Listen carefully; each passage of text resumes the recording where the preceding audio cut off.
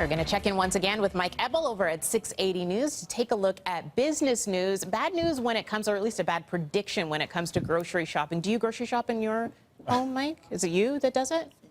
Well, we split it. Split? My wife and I split it, yeah. It depends who's got the time and who's running the kids to and for after school every day. But listen, you know, we talk about grocery prices, and depends what you're buying, I suppose. For example, we've seen a little bit of a pullback in beef prices and a big increase in chicken prices. And if you buy canned goods or any prepackaged items, you'll see a lot of price competition. So this year, for the most part, has been pretty steady, flat, they're saying, from an inflation standpoint at the grocery store. And a lot of this is based on competition. The likes of Loblaws and Walmart and Costco and Metro and Sobeys, they got to compete, and they've been actually trying to squeeze their suppliers a little bit and keep prices down. So it's been okay. But Dalhousie University is saying 2017 might be the year of food price inflation, upwards of 5%, and it's about imports.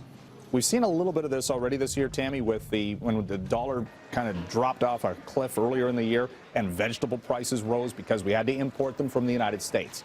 Well, guess what? We're doing the same thing right now. And then you've got the Trump effect potentially next year if, in fact, there's a crackdown on illegal immigrants, farm workers, for example. They're going to have to bring in higher-priced American workers, maybe, and that's all going to trickle down to the price we pay on imported items from the United States. So, again, predictions this year have been wrong for the most part. So let's hope this one's wrong, too, unless you're in the grocery business, which, of course, they're looking for improved profit margins.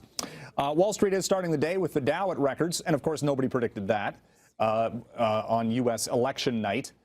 In fact, the Dow has hit 10 records since the U.S. vote, closed again at an all-time high yesterday. And it's across-the-board rally, too. It's not just the industrial heavyweights, the Caterpillars of the world, or ExxonMobil, for example. The tech names did really well yesterday. And I just saw, before I came over here, Tammy, to the set, that Apple's CEO, Tim Cook, says watch sales, the Apple Watch, hit a record in the holiday shopping week around U.S. Thanksgiving. So that could be a benefit to Apple shares coming up today.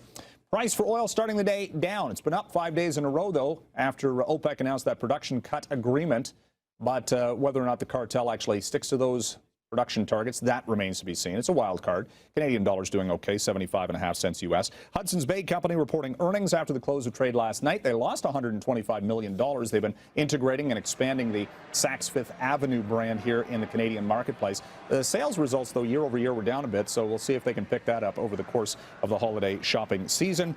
And also getting the numbers in from the Bank of Montreal. Tammy, results just coming off the wires. Bank of Montreal is raising its dividend in its fourth quarter earnings update. Just two of the big six hiked their dividend payment this quarter, and they made $1.35 billion in net profitability, which is pretty much in line with the estimates. All of the banks have done pretty well in the fourth quarter and for 2016. Back to you. All right. Thanks very much, Mike.